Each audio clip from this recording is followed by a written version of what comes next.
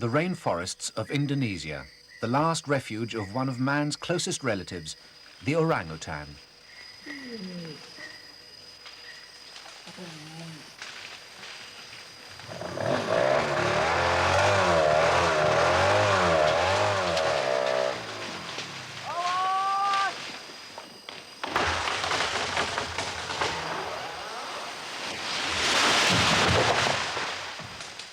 This orangutan's home is doomed, and when the patch of forest in which he lives has been felled, there will be nowhere for him to live or indeed to find a living.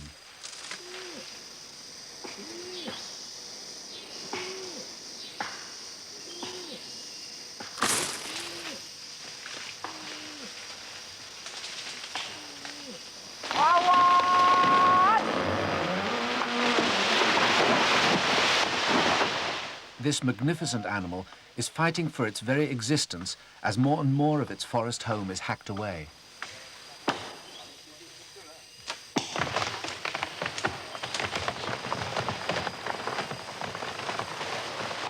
The rainforests of Sumatra and Borneo, the only places where this ape now exists, are being chopped down at an incredible rate, usually for the timber, but sometimes to clear ground for rubber plantations and rice paddies.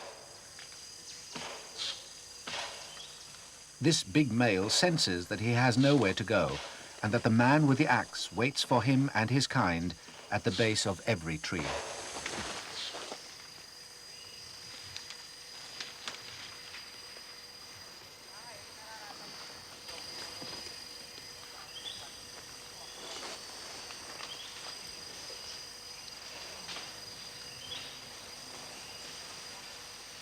He finds temporary refuge in a smaller tree. But that tree too is doomed.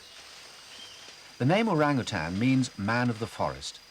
Soon there may not be any forests left for the gentlest of all the great apes. 40 years ago, this part of northern Sumatra was covered with thick rainforest. Then came the timber boom. Japan was buying building timber in vast quantities. The axe and the chainsaw moved in to supply the market. The fact that the man of the forest, the orangutan, is being deprived of a home is only one aspect of a natural disaster.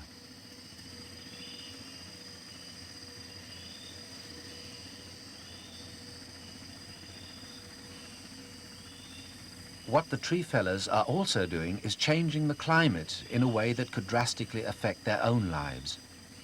Rainforest like this actually creates the rains that fill the rivers, that irrigate the rice paddies, that feed the growing population. The gradual disappearance of the orangutan is perhaps a vision of our own future.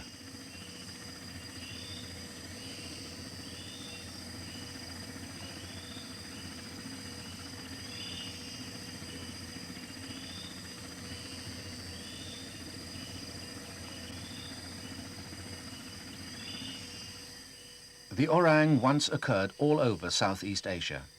Today it's confined to forest areas in Borneo and Sumatra. Its best chance of survival is in the north of the Indonesian island of Sumatra in the Gunung-Leuser Reserve. This has 2 Orang Rehabilitation Centres at Ketambe and Bahorok. The Gunung-Leuser Reserve, named after a mountain, covers 2,500 square miles. Just outside its boundaries, many of the trees have already gone. Inside the reserve, the undergrowth is impenetrable, a tangle of vines, ferns and bamboos. True jungle. The humidity is almost unbearable. A rainforest does exactly what its name suggests. It makes rain. Above the tangle at ground level, the trees often stand 150 feet tall. And in the trees live the men of the forest, the orangutans, the most arboreal of all the great apes. They're not at all at home on the ground.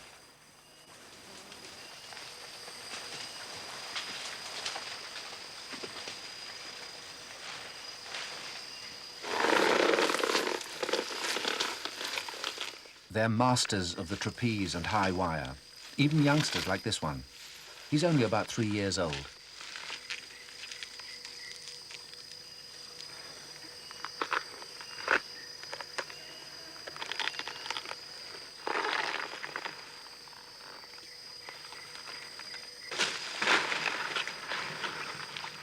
Although orangs appear to get fun out of such acrobatics, they've developed these amazing abilities in order to travel freely in the treetops. Making a tree sway in order to reach the next one is a standard procedure. They've even been seen to use a tool, a bent stick, to hook onto a tree that would otherwise remain just out of reach. Like the other great apes, the gorillas and chimpanzees, they're tailless.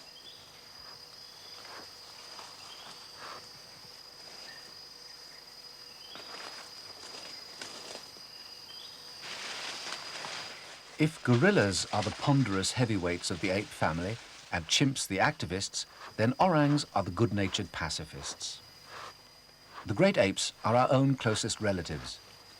Scientists say that the orangutans, Pongo pygmaeus, are the apes furthest from us, but there's still plenty about them we can recognize in ourselves.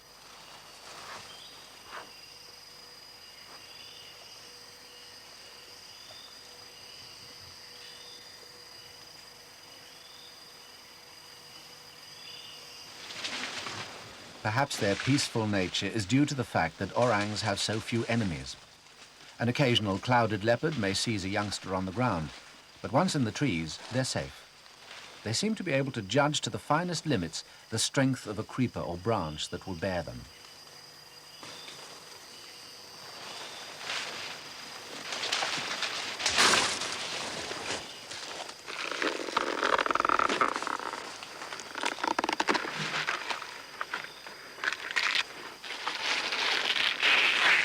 Except on rare occasions.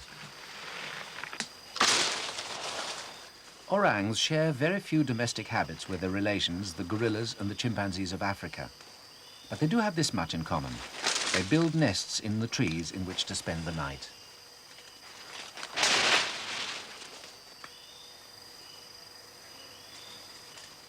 Orangs are loners. They never go around in large family parties. It's a miracle how a male ever finds a mate. His best efforts seem to lie in simply calling for one.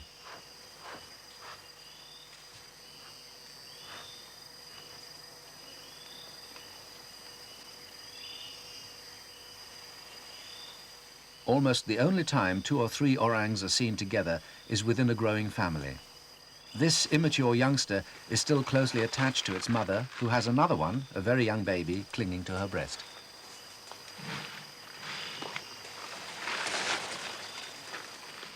The larger of the 2 infants is about 3 years old. It'll soon be leaving its mother. She's still remarkably maternal towards it, even though the new baby must be taking most of her attention. The new arrival is quite helpless and can only cling. The 3-year-old will become fully independent in another year and sexually mature at 10.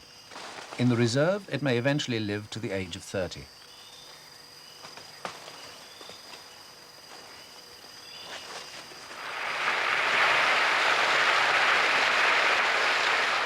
Most days in the rainforest there's a downpour, if only for a short period.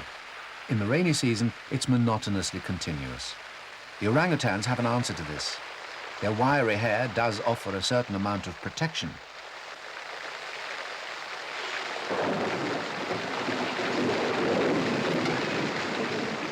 But when this is not enough, they try other methods.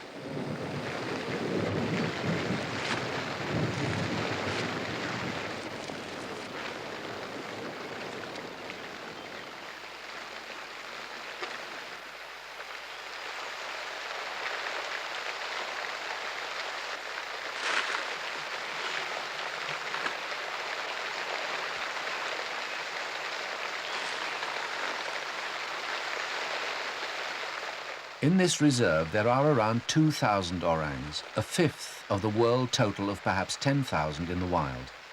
It's a tiny population at great risk. Although copying the technique of its forest-dwelling relatives, this orangutan is very much not in the wild. He's captive, one of many throughout Indonesia, but nevertheless a potential recruit for the dwindling army of the wild ones in the forest. His days of captivity are over. At Orang Rehabilitation Centre, they are training captive orangs to become wild again. Monica Borner and Regina Fry are two Swiss rehabilitation specialists who run Bohorok Station. Part of their job is to talk the owners of captive orangs into giving up their pets.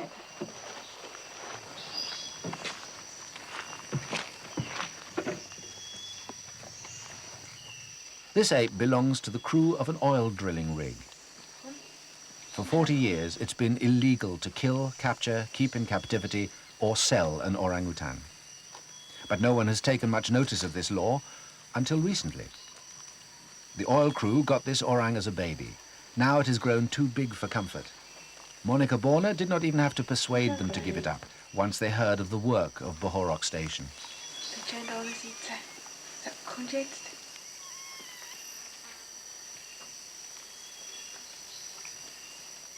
Though it's been kept chained up, it's in relatively good condition both physically and mentally. Many orangs that have been kept in small cages or even boxes suffer depressions and complexes that are similar to human mental illnesses.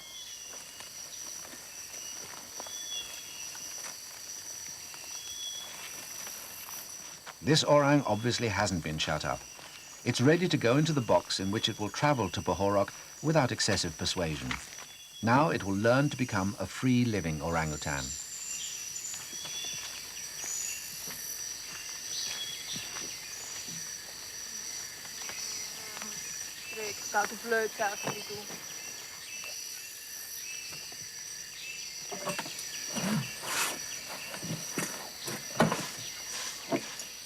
One of the problems that the Swiss scientists face is that many illegal orangs are kept as status symbols by high Indonesian officials.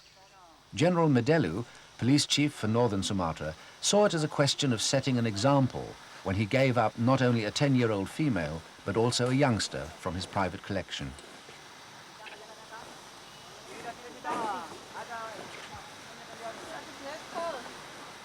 While orangutans do quite well in captivity, this is no place for them if they can be free. Nowadays, even the world zoos have agreed not to take any more orangs from the wild. There are already enough in zoos to breed from.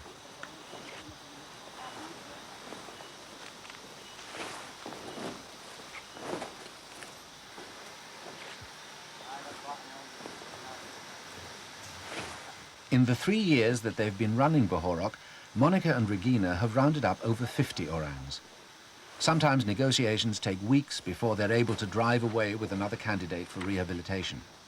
They make it a rule never to pay, never to bribe, seldom to prosecute, except in the case of dealers who can sell a young orang for as much as £300 on the black market.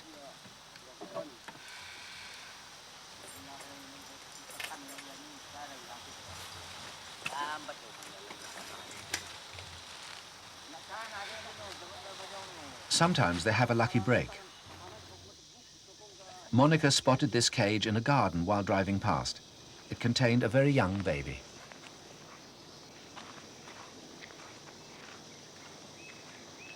The owner of the house had only just moved in. Orang and cage came with the property. He was very happy to hand over the baby, a female less than a year old. She was eventually named Mo for Monica. People find baby orangs irresistible. It's when they grow up that the owners grow tired of their pets, a situation by no means confined to Indonesia.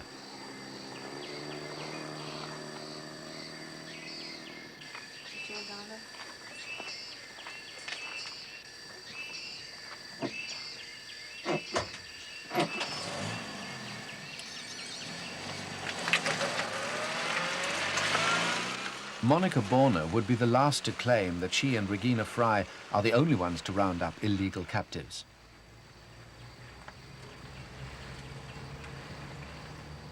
These are wardens of PPA, Indonesia's increasingly active conservation organization. Many of the rescued orangs have been brought to Bohorok by their efforts. This is Suka, and he's 3 years old. Anyone who has worked with orangs soon discovers that they're all individual characters.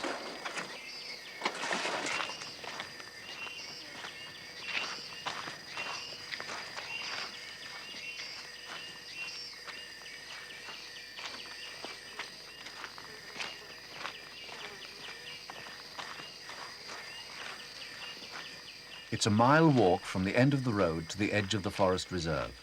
the turbulent Bohorok River marks the boundary.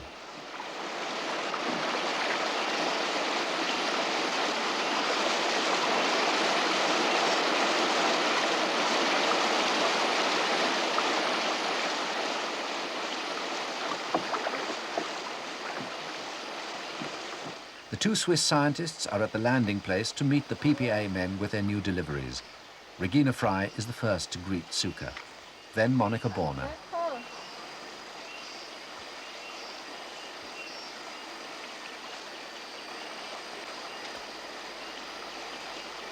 Funds for Bohorok Rehabilitation Centre are provided by the Frankfurt Zoological Society. It's also backed by the Worldwide Fund for Nature, and much further support comes from the Indonesian government. The centre consists of 2 wooden huts, which the 2 girls designed and built with local timber and labour when they first arrived. This is the ranger post. Next door are the quarantine cages.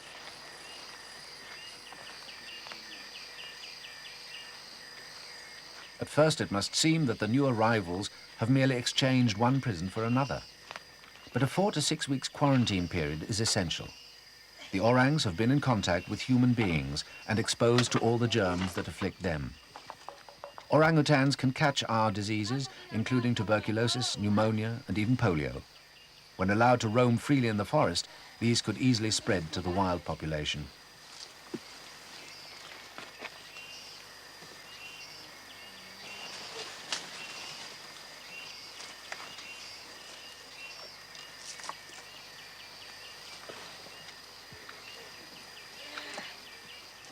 This handsome male, named Lubis, has already served most of his time in quarantine.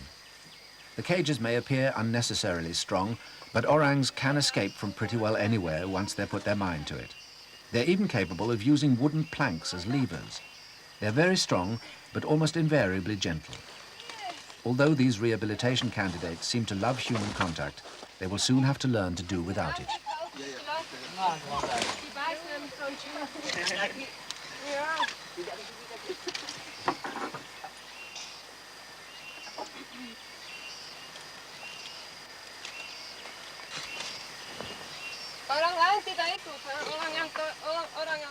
So for the present, they must remain behind bars as a first step towards living wild in the forests.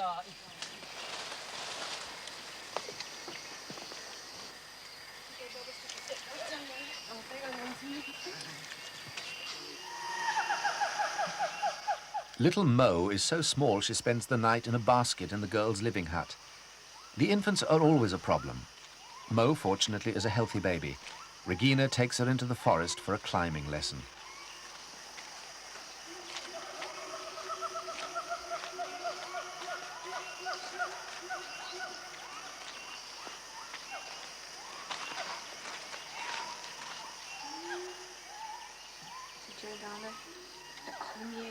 Sometimes the young orangs reach Bohorok in very poor shape. Monica nursed this one back to full health, only to see it die later, quite unexpectedly, of pneumonia.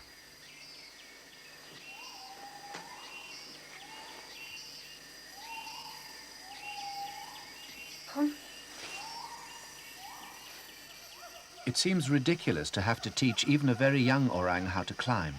The instinct is born in them. But in captivity, their opportunities are so restricted, or they become so dependent on their owners, that they're often unwilling to try. Less than 1 year old, Mo is a very good climber.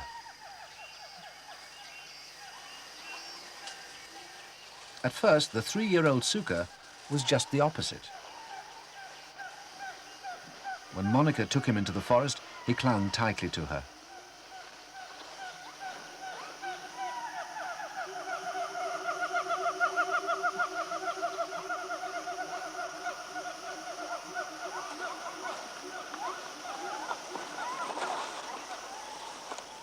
When she put him in a tree, he seemed terrified.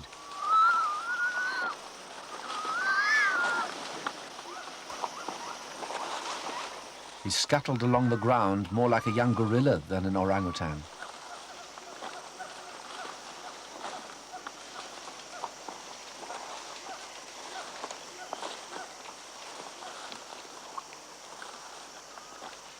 Suka knew how to climb perfectly well, but much preferred the protection and reassurance Monica gave him.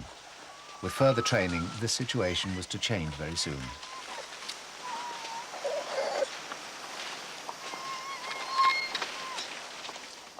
After new arrivals are put into the quarantine cages, vaccinations are given. They're rewarded with slices of sweet pawpaw.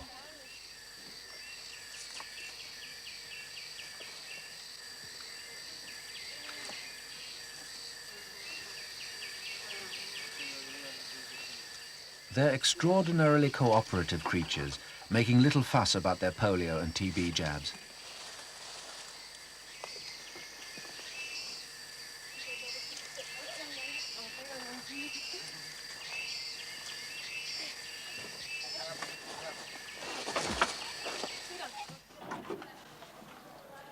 Occasionally, the girls have to seek outside medical help for their charges. They're zoologists, not vets, and a broken jaw calls for skilled surgery. This visit was the result of a curious incident. One day, the young orang Purba kept urging Regina to follow him down a certain forest path. When she finally did so, she found this ape, Olib, lying beneath a tree. Purba and Olib were close companions, and Olib had been missing for nearly 24 hours. He'd fallen out of a tree. His jaw was smashed. Regina took him to the doctor on a large rubber plantation some distance away. Olib submitted quietly to having his jaw x-rayed. Then clips were put in.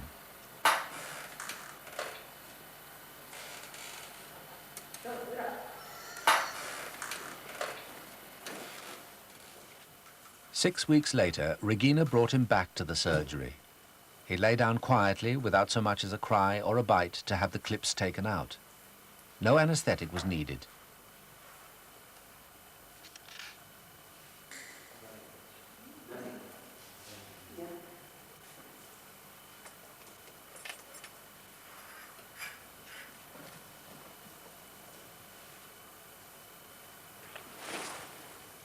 Olib was as good as new and was soon climbing his way towards freedom again. When handling such endearing animals, Monica and Regina must constantly remind themselves that their task is to free the orangs of human dependence as quickly as possible. And as we shall see, that can be a highly complicated task.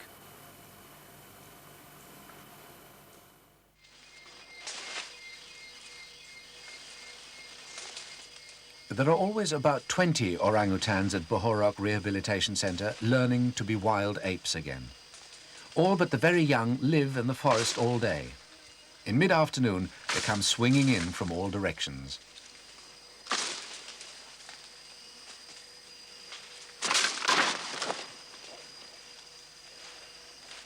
Their objective is the feeding station, a series of cages, some with flat roofs, built in a clearing on a hilltop 400 feet above the scientists' living hut.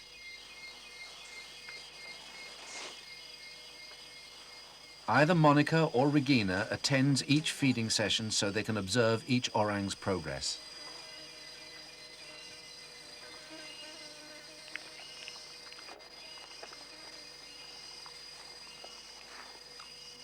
Punctuality for meals is not looked for. In fact, it's a good sign if an orang turns up late. It tends to show less dependence on a free handout. Curious personality traits show up at the feeding station. These two are the same unusually dark color. They're not twins, they're not even related, but they're always together, even in the forest.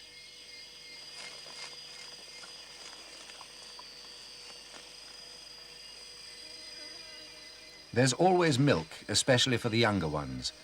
This doesn't stop the bigger orangs from muscling in.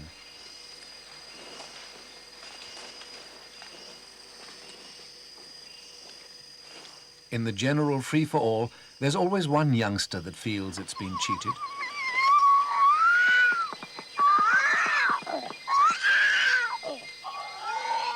This is Olib, the one who broke his jaw.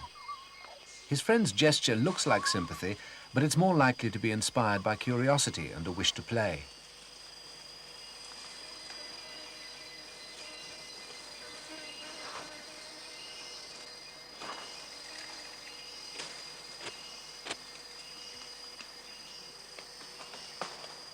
Sometimes the rangers bring the milk in bottles to prevent the orang stealing it. It doesn't stop them trying.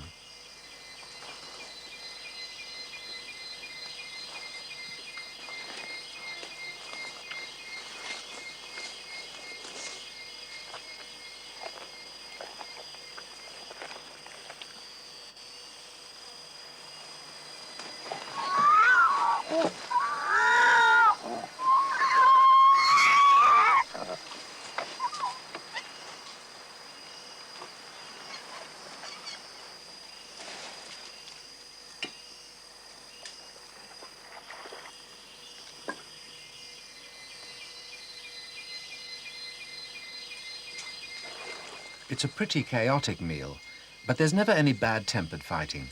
All the young get their share of milk before the second course is dished out.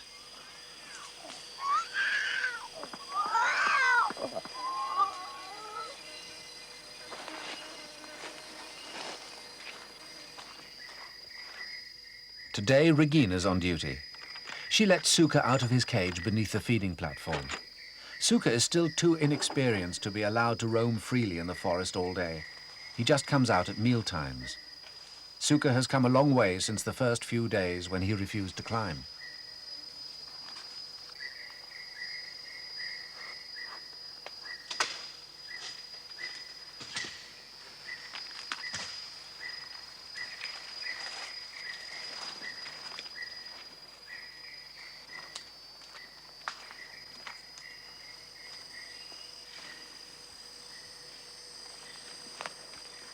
The ape now drinking had been kept shut up in a large box by her captors.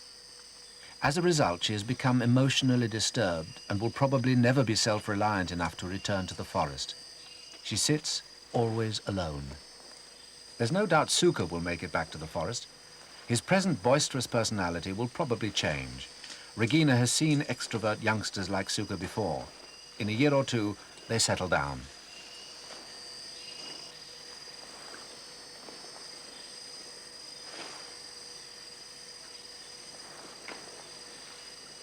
With young orangs, a foster-mother relationship is very important, but it can be overdone.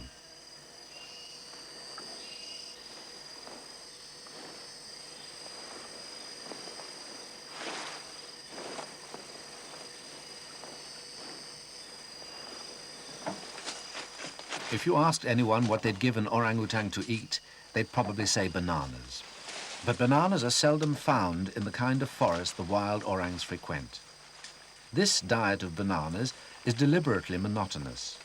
It's an effort to persuade them to find more varied foods for themselves in the long hours they spend in the treetops.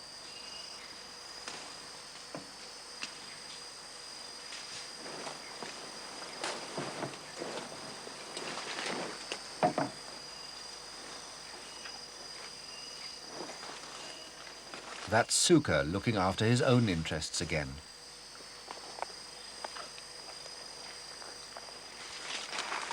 Just occasionally, a wild forest orang gate crashes the tea party. This male apparently does like bananas, at least as a change.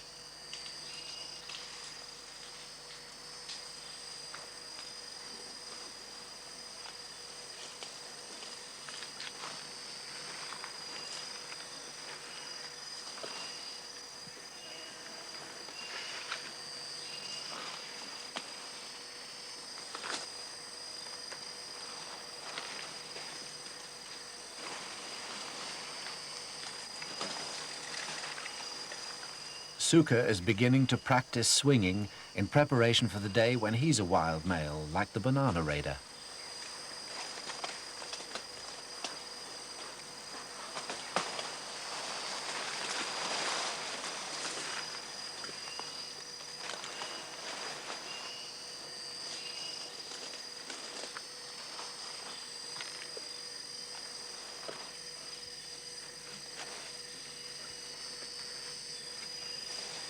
Such intruders are usually discouraged in case they begin to show dependence on the feeding station.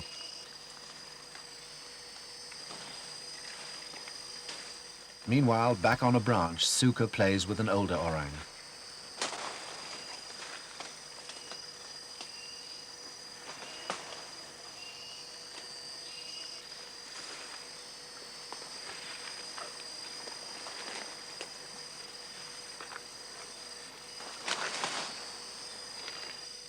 The first arrivals have now had their fill and begin to make their way back to the forest.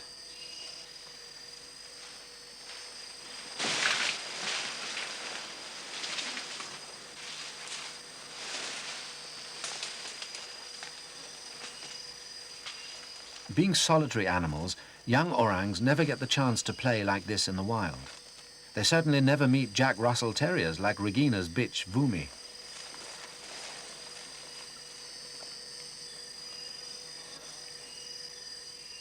The party lasts about an hour. When all the food has gone, Most of the guests depart for the treetops.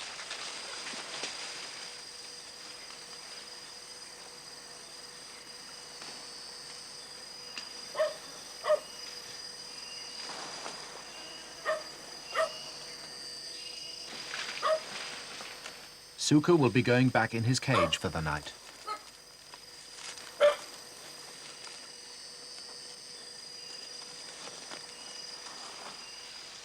Some of the free-living youngsters linger around the feeding station.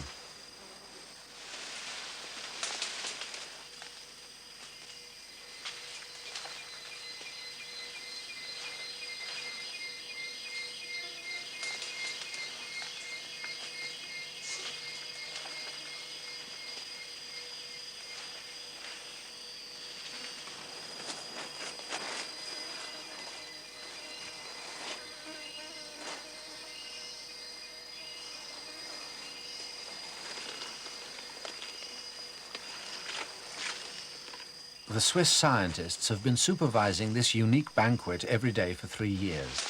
It's their opportunity to check the health of every ape in their charge, as well as its readiness or otherwise for complete rehabilitation.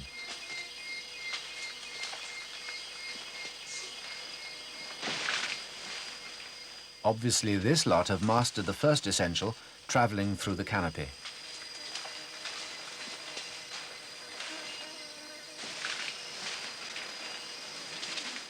There is one last basic requirement. They have to be able to build a nest for the night. Learning this starts very early, even for Suka in his cage. When he's eventually shut up for the night with another young companion, the rangers give them a pile of leaves so that they can practice nest building.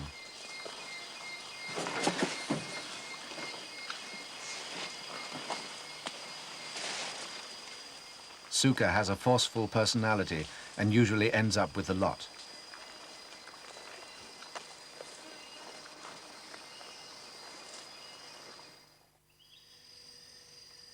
Sometimes one of the most difficult jobs for the rehabilitation centre is to catch orangs that will eventually end up in the reserve.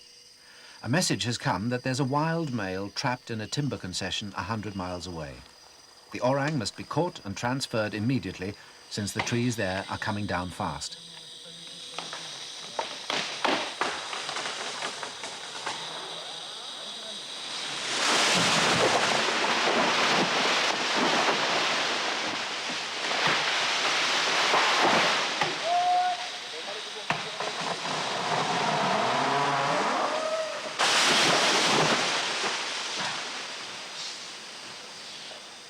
Regina's plan is to isolate the orang in one large tree.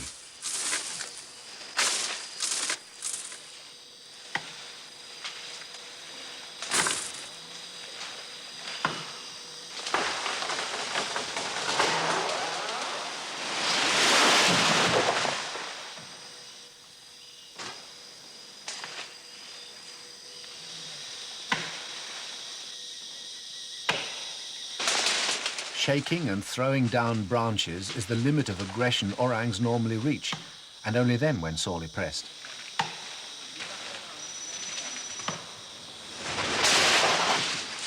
Even his throwing is random, though it may seem to be deliberate.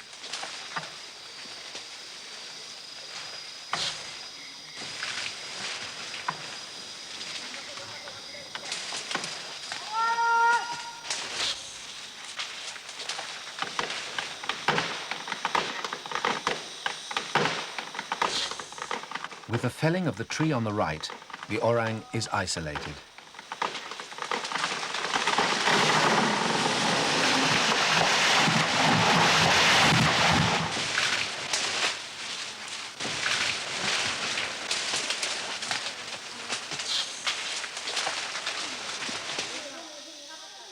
Now it's a question of laying siege.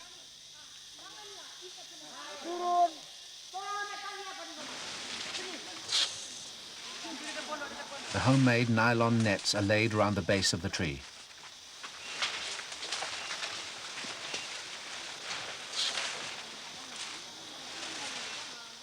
Regina demonstrates what she expects from her catching crew when and if the orang decides to come down.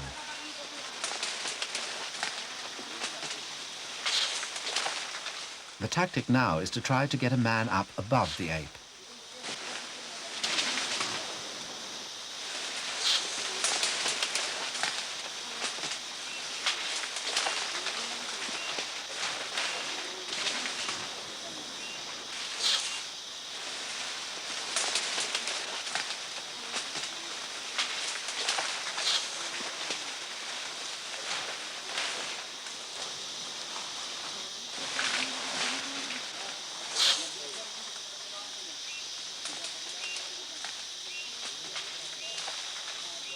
When the orang goes out on a limb, this is the climber's chance to get above him.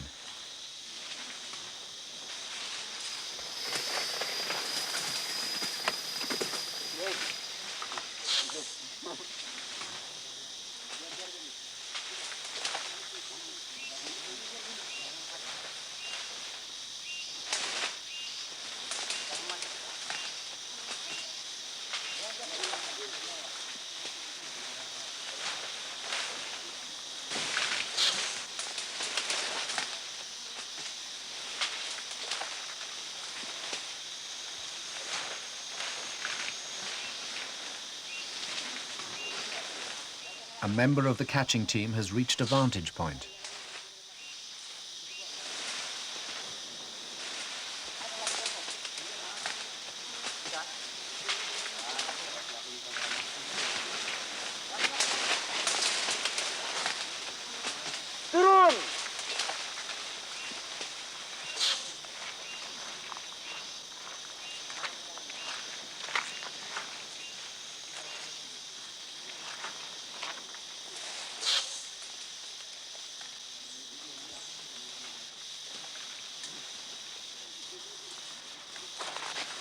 He's isolated himself on a liana, a thick creeper, hanging from the main trunk.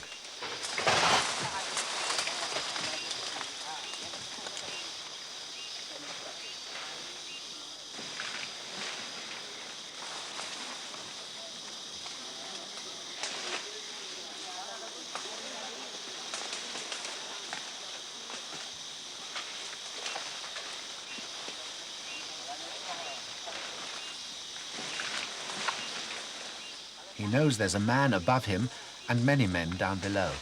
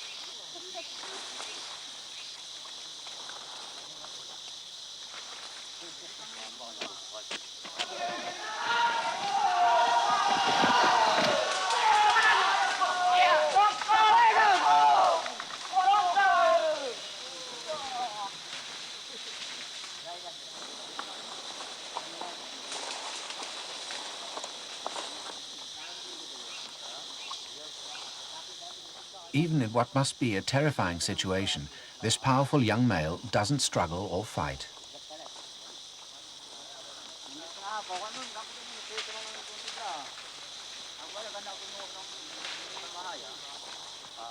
Regina has already given him a shot of tranquilizer. His magnificent tree will now be cut down like all the rest, like far too many other trees all over Borneo and Sumatra. He'll be taken to Bohorok and let go in the reserve, where he can live out his life secure from buzzsaws, axes, and the wholesale destruction by the timber companies.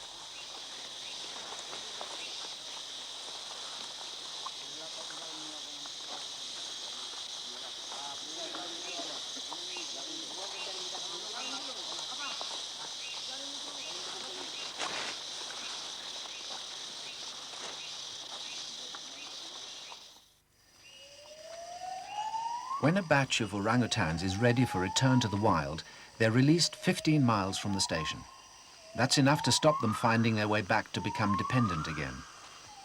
The only way to travel is up and often in the river with the orangs in crates.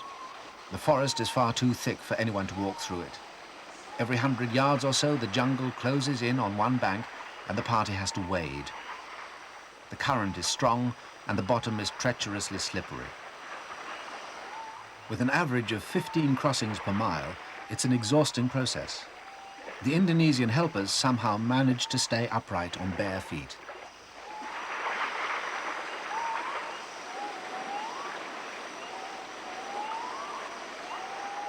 But on one journey, the porters didn't stay on their feet, and a mishap nearly cost the orang its life.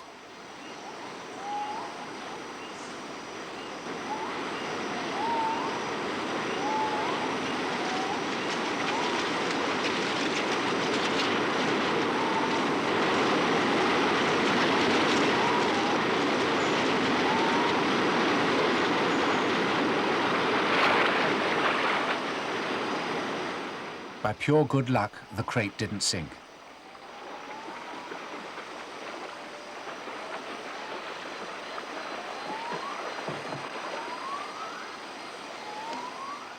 The occupant, a 4-year-old called Ujok, emerged wet but remarkably composed.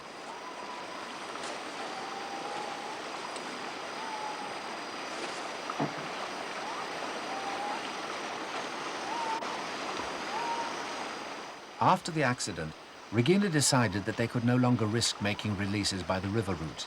Another way would have to be found.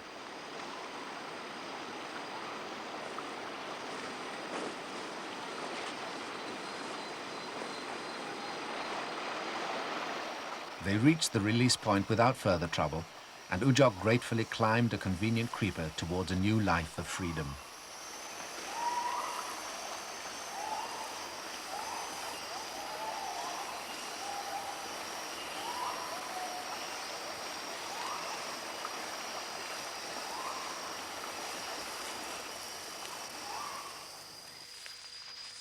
Some months later, when the next party of 8 orangs was ready, the Orang Rehabilitation Centre hired a helicopter to carry the orangs to their new home.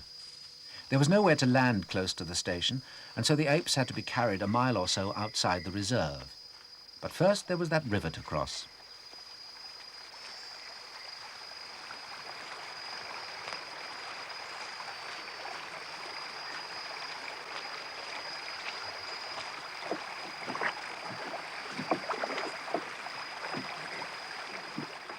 Orangs don't like water and decline to cross even a stream, let alone a river.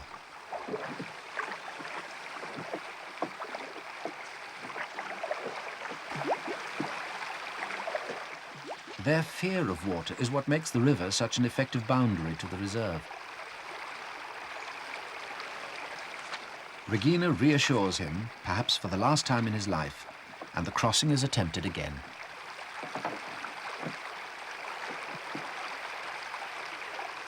The boat finally makes the crossing with the quietly terrified passengers.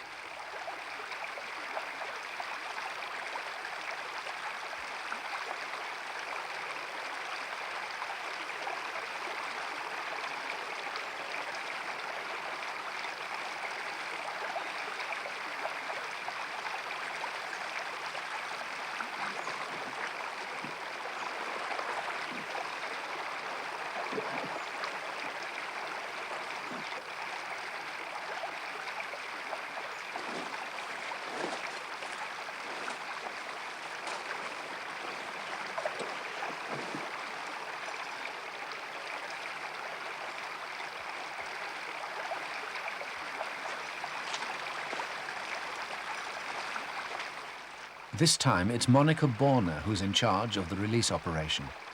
Her husband, a scientist who is studying the rare Sumatran rhino far out in the jungle, has cut and marked out a helicopter landing pad at the release point.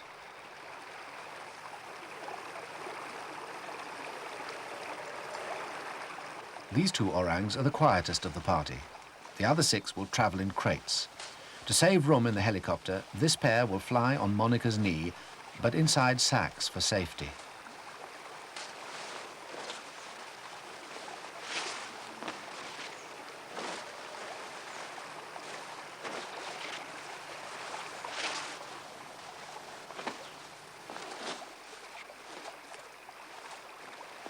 Perhaps they feel more secure that way.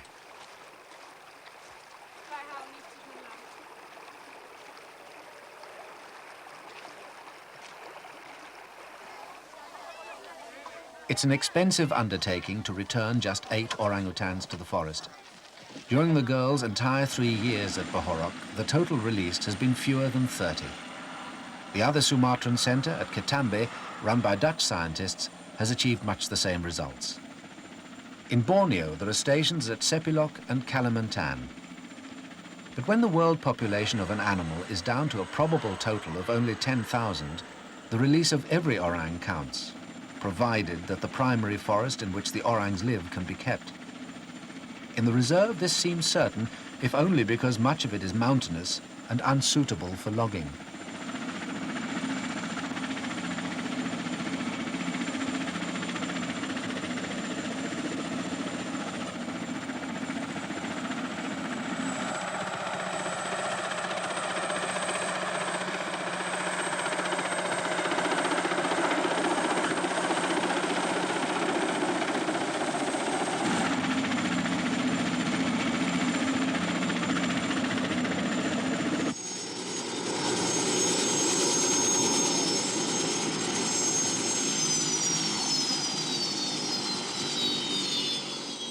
Monica Borner would say that the work of rehabilitation centres is very worthwhile, not only because they supplement shrinking wild populations, but because the attention they have attracted has made the illegal trading in captured orangs much harder.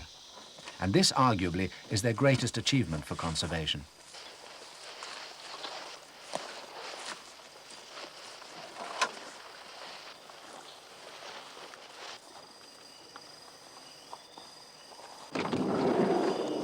The apes have all been unloaded.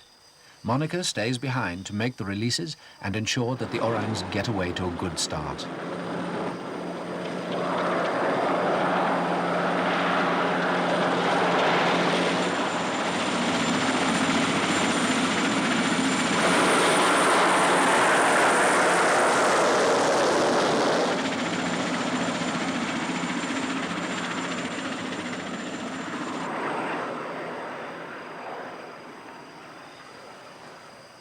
The passengers are understandably getting restless, but they will soon have the freedom of the forest.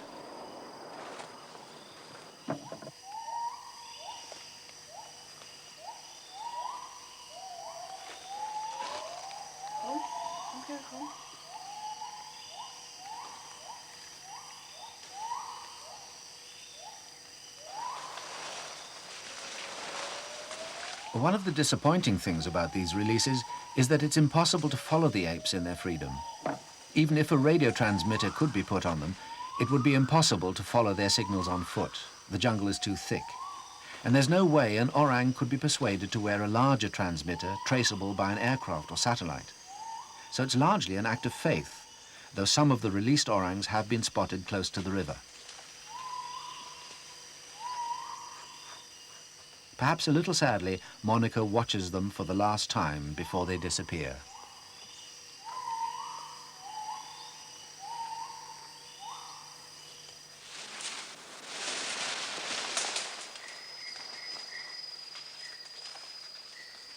Clowns, acrobats, first cousins to man. It doesn't matter how you look at these men of the forest, they're certainly contenders for the title of the most endearing animals on Earth.